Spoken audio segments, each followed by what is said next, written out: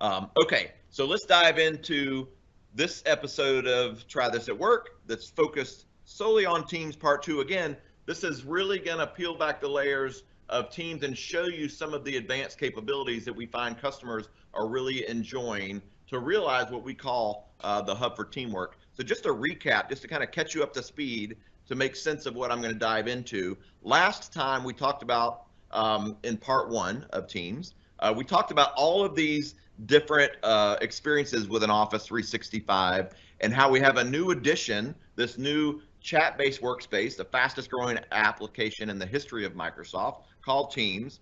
And so what we talked about last time was how Teams is really the hub for teamwork. So all of those different experiences that are part of Office 365 that people have enjoyed and loved for years now make their way right into the Teams experience. So again, that's why we call it the hub for teamwork.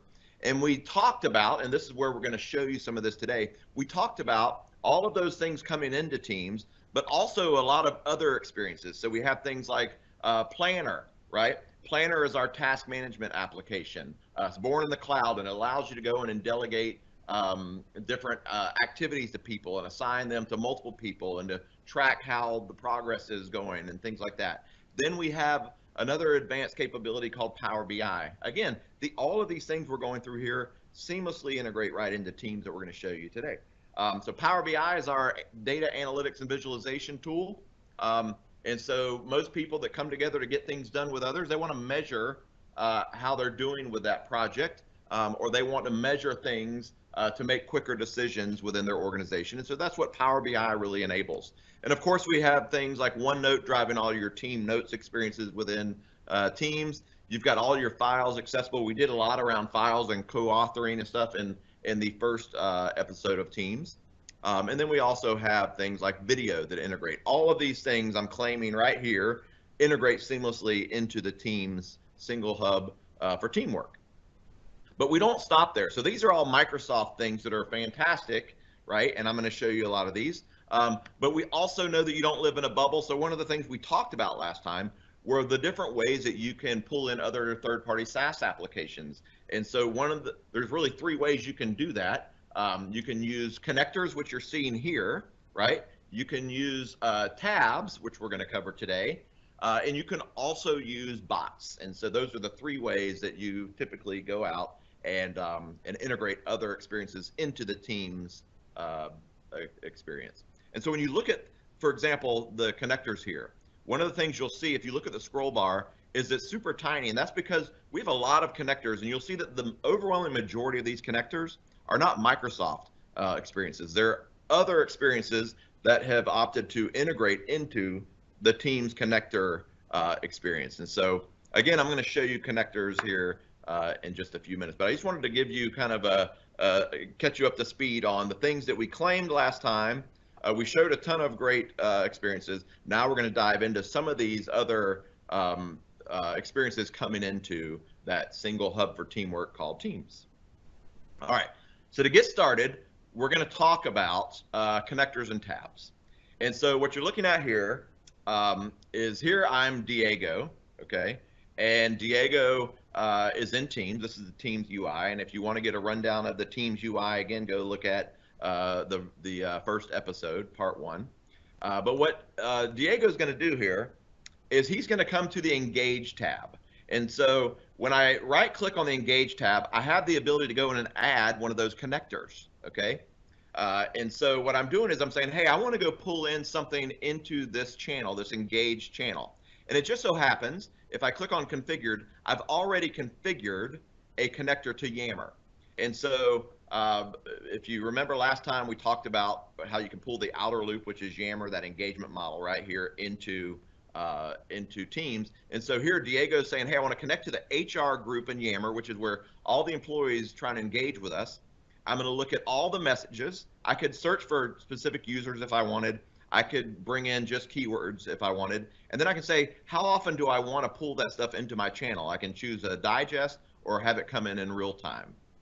And so in this scenario, I basically said, hey, I want it to come in real time. So I'm going to bounce over here into the HR group in Yammer. And you'll see that I've got a pre-written post here. Hi, folks. I started last August and wondering when can I change my benefits? Okay. So now that I've submitted that, if that connector does what it's supposed to do, ultimately that's going to find its way into that Teams channel called Engage. Okay. So let's go check that out. So what I'm going to do now is I am going to come over here to Teams, and now I'm logged in as Irvin. And so Irvin sees this brand new conversation coming in. Hey folks, I started last August and wondering when can I change my benefits? So he's going to go and he's going to click on the like there. And so what that's doing is it's literally going out to Yammer and it's showing that Irvin liked that post from Diego. And now what he's going to do is he's going to go in, and since we pulled this into the Engage channel, he's going to have an interloop conversation and ask somebody on his team to go and respond to this employee. So he's going to say, hey, at Megan, can you follow up with this employee?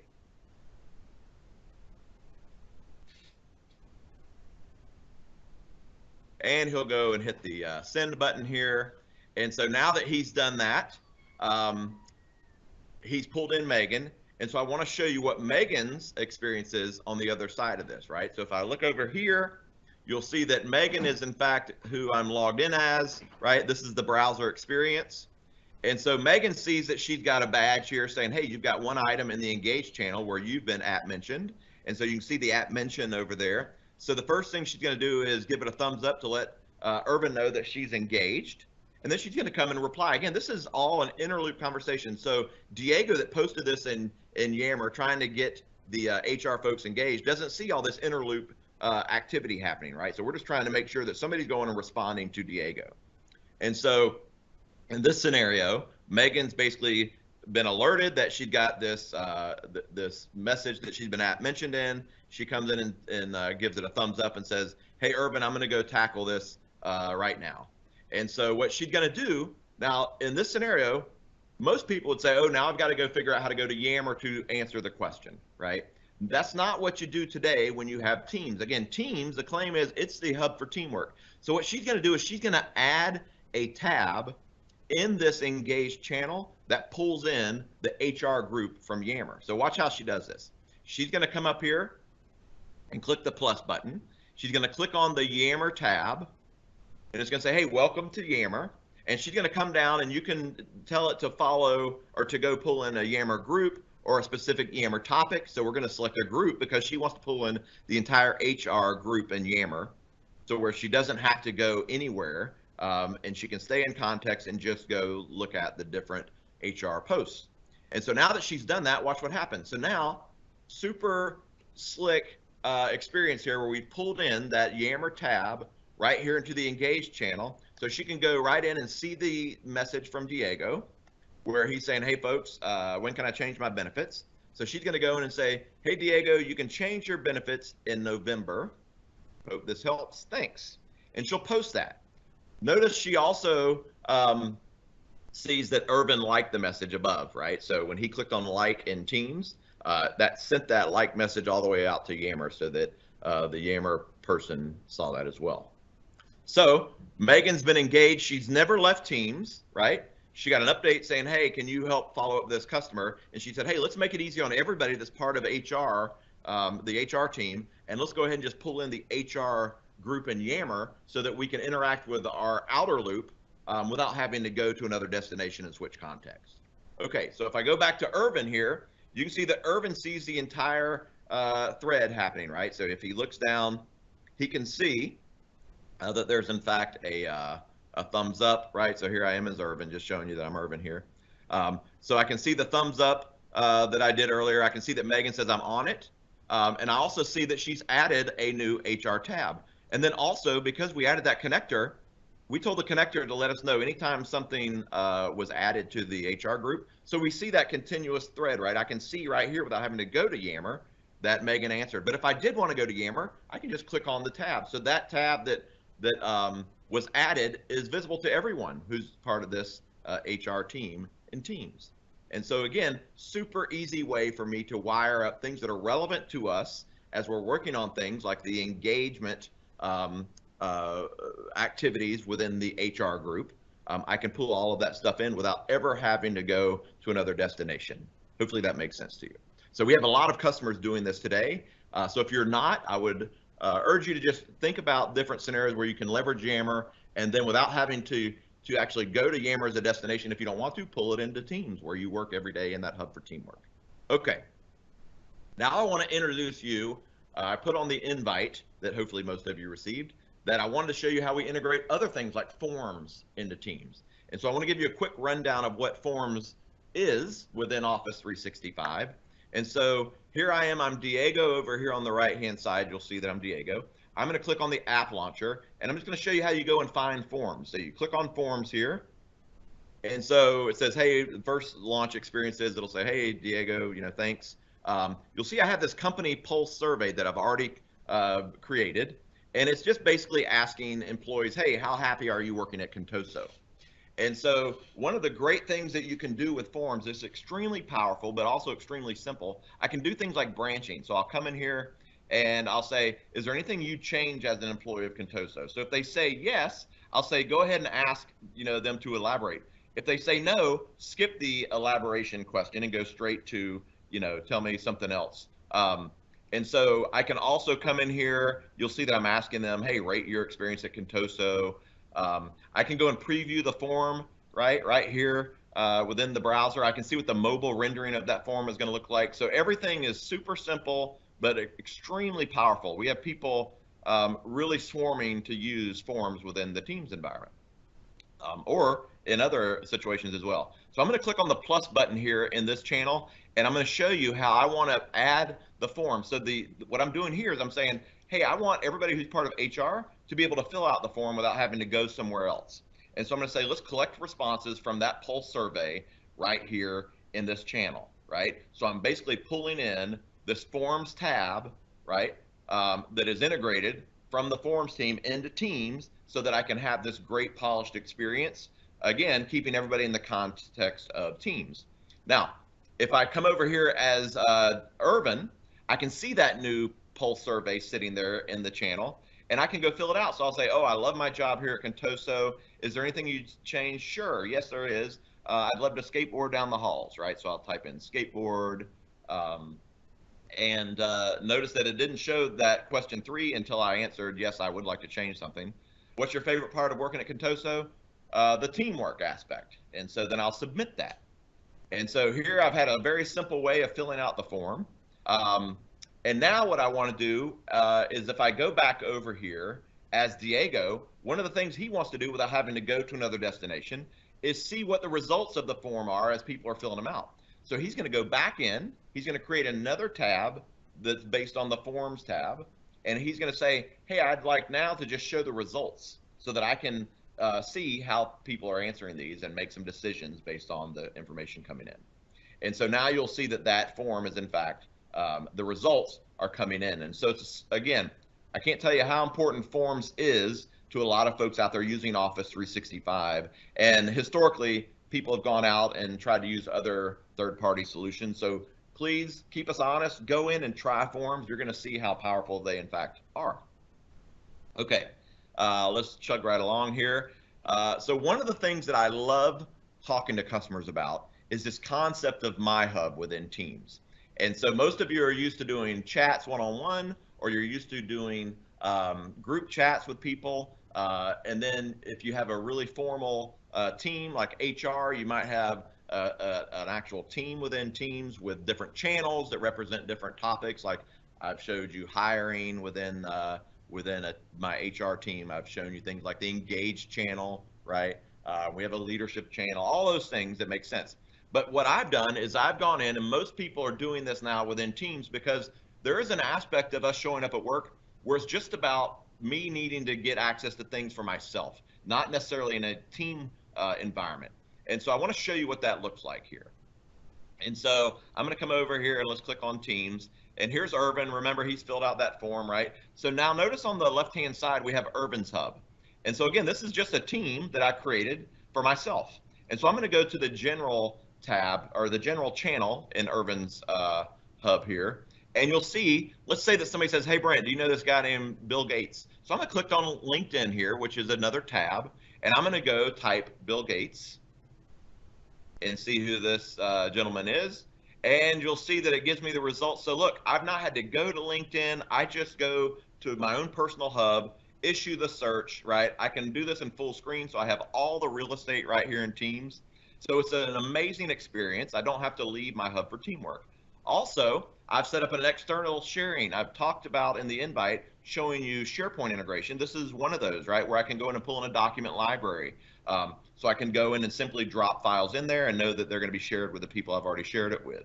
I can also get the full Yammer experience here. So this My Hub is super personal, right? I might have a question about something that I have a passion in, or customers ask me. And so this gives me access to the full Yammer experience where I can go in and do that. And then obviously if I'm someone like a salesperson, right, where I want to go and track my own personal opportunities, here's a dashboard where I can go in fully interactive. I'll show you more about Power BI in a few minutes.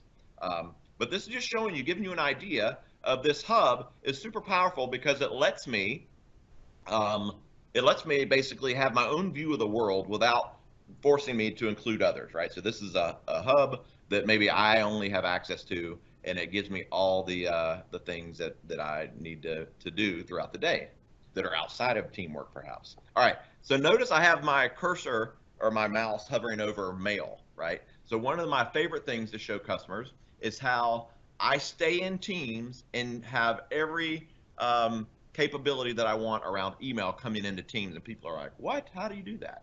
And so what I've done is I have created a channel called Mail. And in this channel, you're going to see that I have email being forwarded to this mail channel, right? So as soon as I click on Mail here, you'll see that it's just forwarding email from Outlook to this channel. I'll show you how I do that in just a moment. But here's an email that says, hey, from this Wobo wallet outfit, your Wobos are done. Custom logo looks fantastic. Let us know.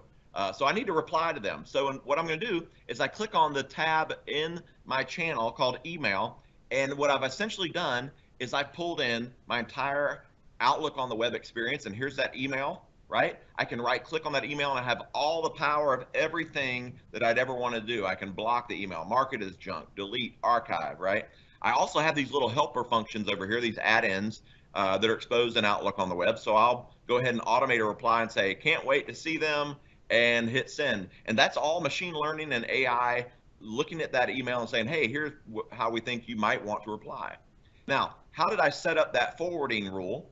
I went into the settings in Outlook on the web, and I went to rules, and you'll see that I have this rule here, forward emails directly to me. So if I edit it, you'll see that I'm looking for any email where I'm on the to line, and I forward it to this email address, right?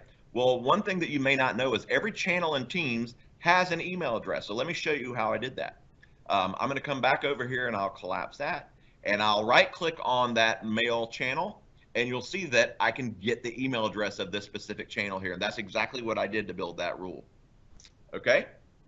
And so now I can come in here and I'll show you, I created this tab. I just created a website tab in the dropdown and pasting in the Outlook on the web URL. And so it's that simple, right? So that's how you get your full email experience coming in to Teams for you. Okay? All right, so let's move right along here. Also, I can create new messages. I don't want to forget some of the basics here. I have access to all my folders, right? I can basically go do anything I want. I can search my email. So it truly is the full email experience right here within Teams, just coming in as a tab. And so that has served me extremely well as someone who's kind of transcended into this realm where Teams is, in fact, my entire hub for everything I do when I show up to work every day. All right, so let's talk about insights. So I'm going to go down here to the hiring channel within HR, because that's an initiative that I've been pulled into. And one of the things that I want to do is I want to pull all the hiring data into this channel. And so we make that super simple. Again, I'm going to click the plus button. I'm going to click on Power BI. And notice I have all of my workspace items here, but I'm going to go click on HR. And anything you have permission to, you can pull in to this environment. And so I'm going to go ahead and say hey, I'd like to pull in the hiring data right here into this channel.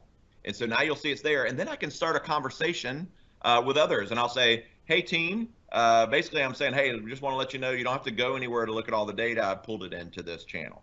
Okay. And so I've started a conversation about this so they at least know, hey, Brent's pulled the data in. And so as I start interacting with the data, I can see some anomalies, right? And so one of the things that I can see is that down here under total employees lost by department, I see this anomaly around sales, right? And so sales seems to have a ton of involuntary turnover. And so I can go in, and if I look at that, I can say, wow, that's pretty unique. And so what I'm going to do is dive into sales by clicking on this little slicer up here. And then I can go and I can expand this to make it larger, right? So all this is happening within Teams, right? So think of how powerful this is as I'm sitting here working on the hiring activities to be able to have all this data right here. So I say, oh, we're almost at 84% involuntary turnover. Let me come and take a screenshot of that. And now what I want to do is start a conversation over here with the rest of the people working with me on hiring activities and say, this is crazy. Sales really has this much involuntary, if I could spell, involuntary turnover, question mark. And I will hit, and I'll put that, paste that screenshot in. And I'll go ahead and hit send here. And so what I want you to see is the other side of that. So obviously I'm not working, there's other people that's part of the hiring committee. So here is, I believe, Lydia, right? So Lydia sees that there's something new in the hiring channel. And so she looks at it and says, wow, that's crazy. We definitely need to check this out. And what she'll do is she'll add a nice little Giphy here and something fun, right? So she'll type in, huh? And you can search for all the Giphies in Teams. And so she'll, I kind of like the one at the upper right-hand side there where the guy's like, huh? And so she'll go in and she'll go ahead and submit that to the team. So in other words, she is subscribing to Irvin's line of thinking here that that's super weird. So if Irvin then comes back over to the conversations, she gets to see all of the back and forth with everybody in, or he gets to see all the back and forth with everybody in the team, right? So you have that nice thread there where people are discussing all of this data. And so he'll go in and, you know, do thumbs up. You'll see we have the different types of emojis there that you can put on any post within within Teams, whether it's a channel or a chat, etc. All right. Now, task management. Let's keep going here. We got a couple more things to show. So we talked about Planner at the beginning. So one of the things I want to do is I want to pull in all of the tasks from throughout my HR team right here within this channel. And so what I'm going to do is click on the plus button, and I'm going to go and click on Planner here. And so Planner is super powerful because it lets me either create a new plan or pull in an existing plan. So I'm going to say, hey, let me pull in all my tasks. And so I'm going to, and this is not my task, it's task is the name of a planner already that exists within HR. And so what you'll see here is I have all of my tasks here in a super integrated view within Teams where I can then go in and I can look at a schedule view, right? I can see all the different upcoming tasks that are available or that are due. I can go in and filter on things, right? I can go in and look at a week view, and I'll fast forward to next week where we have some upcoming items due.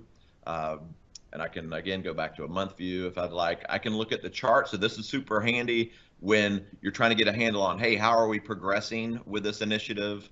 I can go back to the board view if I want.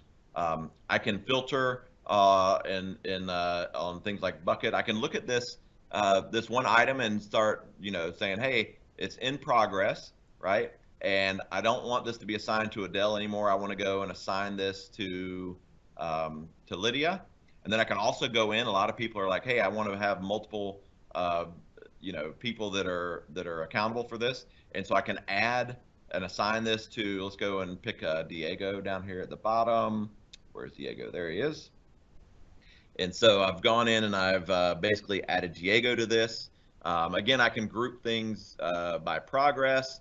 I mean, the sky's the limit here, right? So this is extremely powerful. We have a huge uptake in usage of this throughout our customers. So if you're not using Planner already, just know, once again, sound like a broken record, it integrates seamlessly into Teams. And so please give that a try. All right. Now, the last thing I want to do is talk to you about something brand new. This is for all of the security and compliance minded people. That may be out there, and it's all about our evolution of data loss prevention coming into Teams. So in this scenario, I've got Emily, who is simply wanting to reach out to Irvin and ask him a question, right? So the idea is they're having an event, and Emily goes to the catering company, and she's on site, and so she's gonna come in here and say, "Hey, Irvin, I'm at the catering company. Can you send me your credit card number?" So a lot of people really freak out when they think of people sending credit card numbers, social security numbers, patient health records, there's a ton of sensitive information types, right? And so she's basically saying, "Hey, Irvin, send me the credit card number." And we see this quite a bit, and Irvin's gonna get this, right?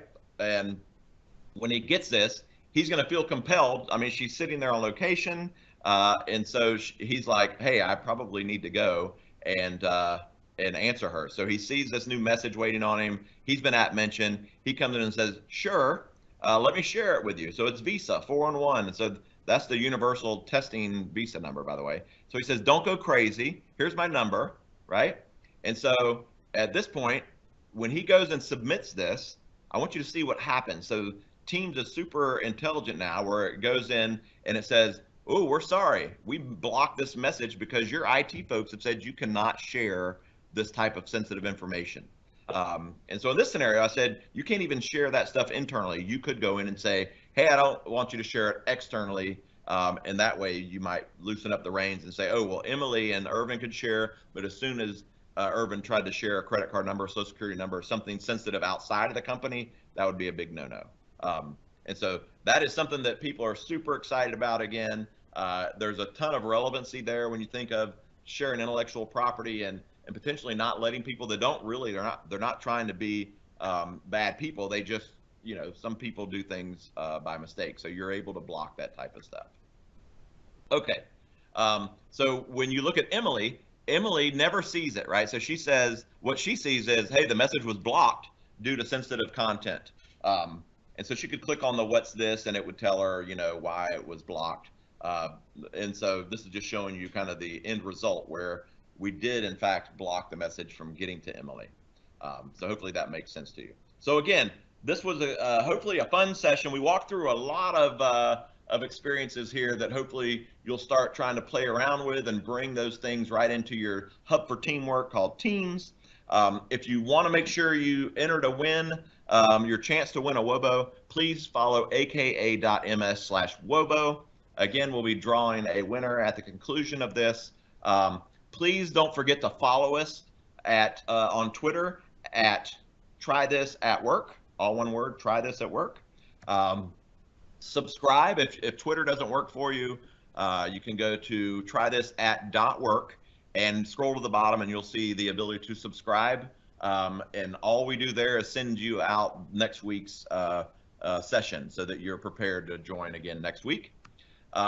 And then the exciting thing we're going to announce is next week we are going to have Corey Williams, one of my peers here in Microsoft, hop on for 30 minutes and walk you through next Friday at 10 a.m., same time, something called Office 365 Learning Pathways. If you have heard of the Custom Learning Portal, so it's an automated way for you, someone within an organization, to pull in an entire learning and training portal for your organization. It's basically a turnkey way of doing that. And there's tons of videos and content. You can customize it. And so you're going to definitely want to come back if you have any passion or desire to know how can you build this type of a user adoption and learning experience from Microsoft, pulling in all of the content from every aspect of Office 365, this is going to be a session for you. So come back and join us. Once again, we appreciate you taking the time to join us this morning. Please visit Try This at Work. This session will be posted, so if you know somebody who missed it, tell them to go follow up by hitting trythis@.works later today. The video will be up so that they can watch it on demand. Thank you so much for joining, and we'll see you next week. Goodbye for now.